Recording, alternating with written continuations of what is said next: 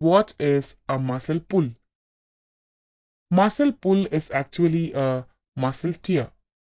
A traumatic pulling of the fiber produces tear known as strain.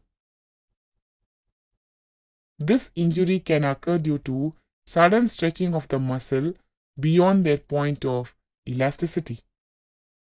While some strains are the result of high velocity impacts, other types of pull can be due to repetitive movements. When the muscles are being exerted over a long period of time, they become vulnerable to tearing from a simple change in the position of muscles. Back pain is a common problem caused by muscle pull. This may be due to improper posture while sitting, example, in a chair.